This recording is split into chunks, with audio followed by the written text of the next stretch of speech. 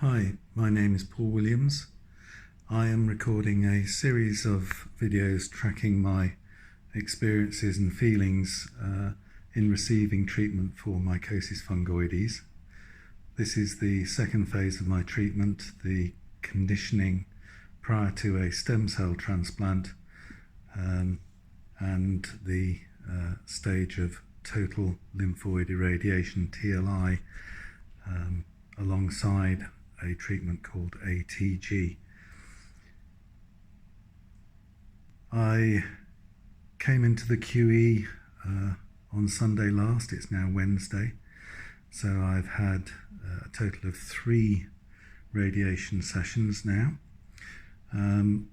I think I've found some reasonable coping strategies for handling the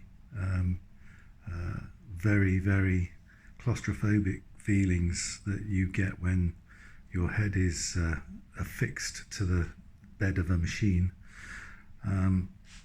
and I seem to be getting through them a little bit easier each time, so hopefully by the time I come to my 10th I should be okay, or at least less terrified anyway.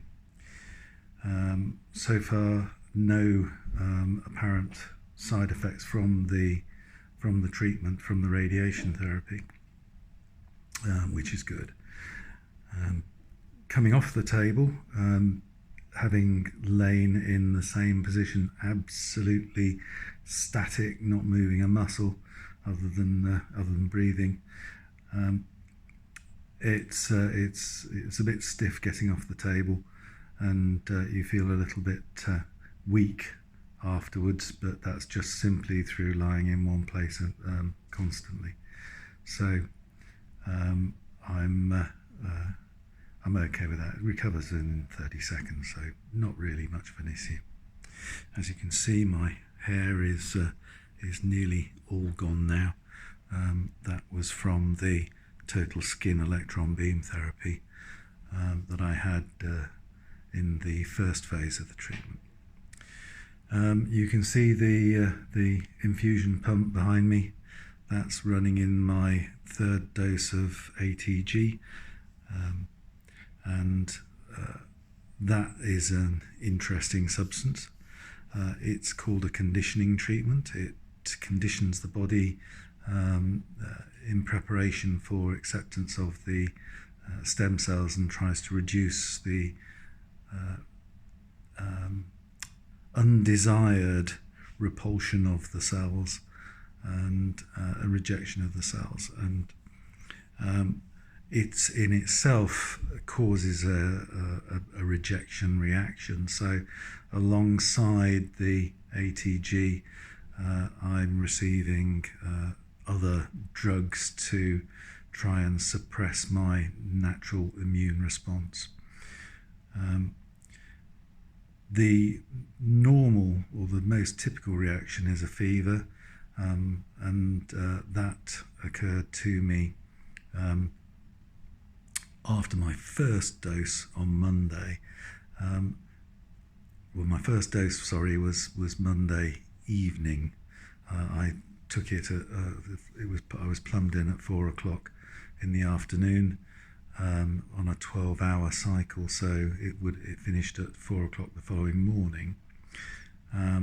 During the cycle itself, I had a little bit of shakes, but no fever, and also felt extremely nauseous, so my antiemetic medication was ramped up, and that worked. So I thought I'd got away with it quite lightly. Then part way through the following afternoon, I started feeling a little bit warm. Contacted the nurses, and yes, it was raised, and it indeed spiked over the course of the next hour, and so I was given another course of drugs to settle that down, and that worked very well, and that passed virtually without notice, to be honest. So that was all good.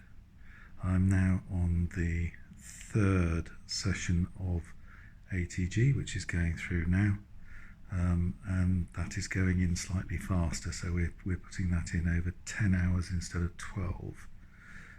So that should be done at 2 o'clock 2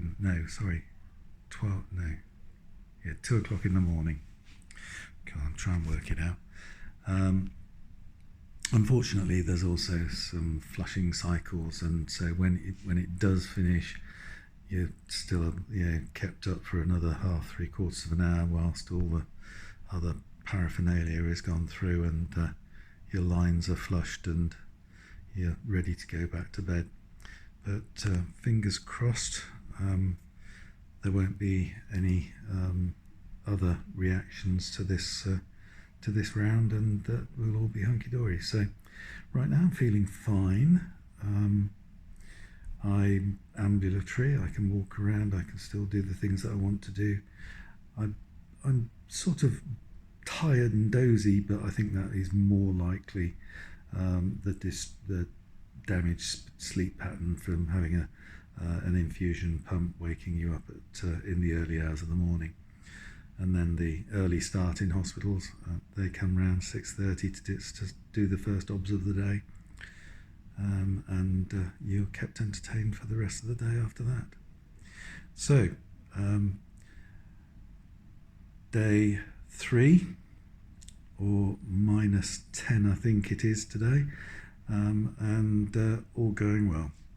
I look forward to recording my next session in a few days' time, and let you know whether anything material has changed. Thank you for watching.